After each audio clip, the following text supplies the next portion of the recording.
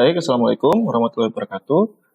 Lanjutan yang video sebelumnya ya, kita analisis dan desain ya balok anak atau balok tidak tahan gempa, bukan tidak tahan gempa, bukan penahan gempa gitu ya.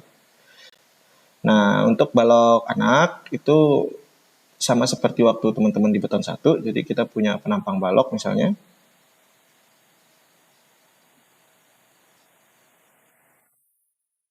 Ini ya. Nah, kita punya tulangan misal di daerah tumpuan. Nah, kalau sebelumnya bagian balok penahan gempa SRPMK itu di tumpuan ada dua momen ya, momen negatif maupun momen positif. Tapi kalau di balok anak ini momen negatif aja. Nanti di lapangannya yang momen positif aja. Nah, misalnya hasil desain untuk momen negatif berarti tulangan di atas ya. Itu kita butuh misal 4. Nah, ini kita analisisnya menggunakan prinsip balok tulangan sebelah, tulangan tunggal, tidak seperti yang balok penahan gempa, balok SRPMK kita pakai tulangan rangkap. Nah, ini kita anggap tulangan hanya ada di satu sisinya, terus kita desain, kita hitung. Berarti tinggi efektifnya hanya satu, hanya diukur dari sisi serat tekan terluar di sini sampai ke titik berat tulangan. Ini D-nya, hanya satu. Begitu juga yang lapangan ya, hanya diputar, yang lapangan jadinya di bawah tulangannya. Gitu. Nah, terus yang di bawah ini nggak mungkin nggak dipasang tulangan, karena sebagai pengikat sengkang ya. Kan sengkang mengelilingi ini ya, mengelilingi ini misalnya kotak gitu sengkangnya, padahal harusnya bersudut. Nah, misal gitu. Nah, di sini kan di ujung-ujung diikat sengkang ya. Nah, berarti kita tetap perlu di sini. Sini. Apakah jumlahnya 2? Enggak tentu ya. Jadi nanti kita hitung menggunakan rasio tulangan minimum. Nah, jangan-jangan minimumnya malah perlunya 3 gitu.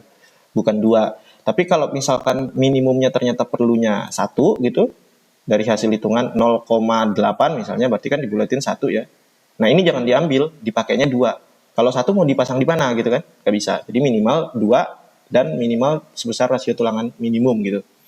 Kita ke Excel-nya. Ya, ini kita ambil ya, momen ultimate negatifnya kita ambil dari nah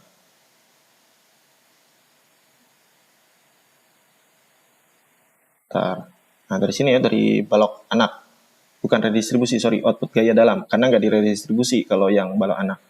Momen negatif ini kita positifkan ya, absolut aja, karena kan negatif hanya menunjukkan arah momennya ya. Terus momen ini momen positif ya, momen positif ini kita ambil dari yang momen positif lapangan. Mana output ini berarti ini. Oke, terus lebar ini kita isi sesuai lebar yang ada di ETABS-nya ya, sebenarnya dicek di ETABS ya, tapi ini kebetulan sama yang di punyaku, berarti balok anak itu 400/250. Oke, 400/250. Yang di bagian lapangan udah ngeling ya, jangan diganti. Vaksin C 30 MPa, FY-nya 420. Diameter pokok, nah biasanya balok anak diameternya lebih kecil ya daripada balok induk, jadi dicoba aja dari 16 dulu, diameter 16 dulu. Yang di kanan udah ngeling, jangan diganti.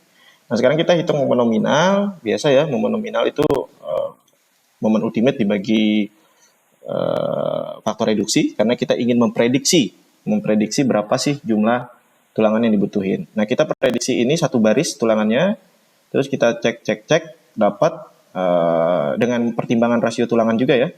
Kita dapat itu prediksinya ada 4,49, berarti 5.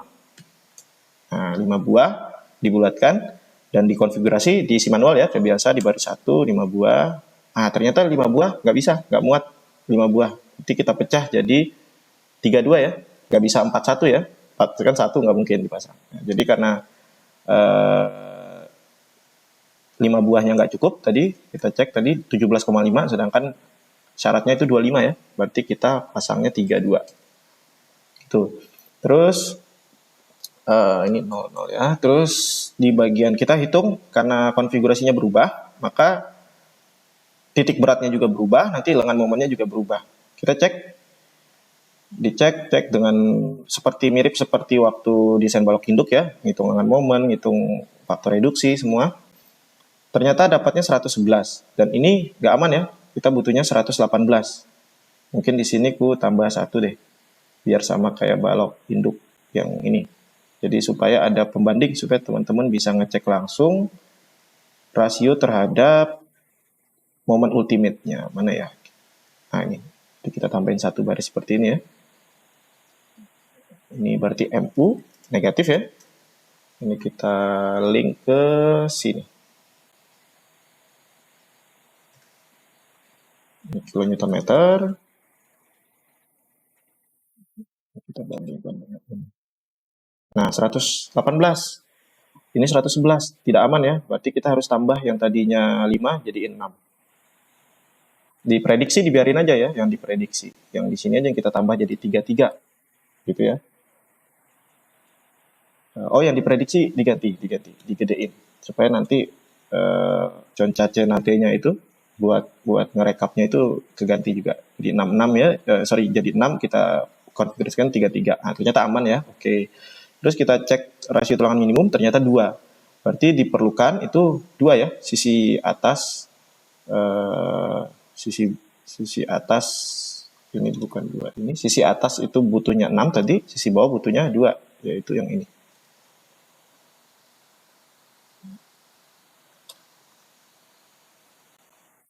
Gitu. Nah, terus yang bagian lapangan sekarang. Bagian lapangan momennya udah kita ambil tadi, kita hitung sama juga caranya. Ternyata prediksinya butuh 3. Berarti dibulatkan 4 ya. Kita coba 4 apakah cukup satu baris? Nah, masih cukup ya. 4 satu baris berarti kita boleh pasang 4 langsung di bagian lapangan. Kita cek aman. Ternyata di lapangan 4 itu dengan pembulatan sekali saja, sekali step itu sudah aman. Kita tambahin lagi ya, di sini tadi kurang. Ini kita link ke momen positif.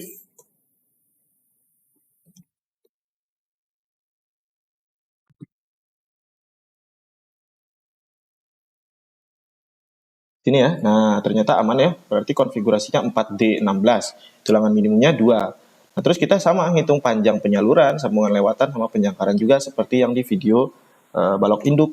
Sama ya, prinsipnya sama. Nanti teman-teman rekap lagi di sini untuk rekap balok anak. Kebetulan cuma 1 ya, jadi kita rekapnya 1 aja. Di tulangan tumpuan ada sisi atas, sisi bawah. Tulangan lapangan juga ada sisi atas, sisi bawah. Tapi sisi bawahnya ini kan minimum, ini juga minimum ya. Bukan didesain gitu. Nah, bagian momen nominal, ini tumpuan cuma punya 1, lapangan juga cuma punya 1. MCAP nggak perlu dihitung ya, karena kita untuk menghitung untuk menghitung kapasitas gesernya nanti, tulangan geser dari balok anak, kita nggak mempertimbangkan MCAP ini. Gitu. Nah, nanti teman-teman mungkin boleh ditambahin di bawah sini BA terakhir gitu. Tapi diisi sesuai dengan yang ini, yang tadi rekapan ini. Jadi di link aja gitu ya.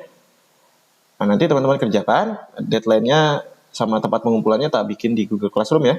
Nanti silakan dikumpulkan sesuai tenggat waktu yang sudah diberikan. Sekian video ini, ku tutup. Wassalamualaikum warahmatullahi wabarakatuh.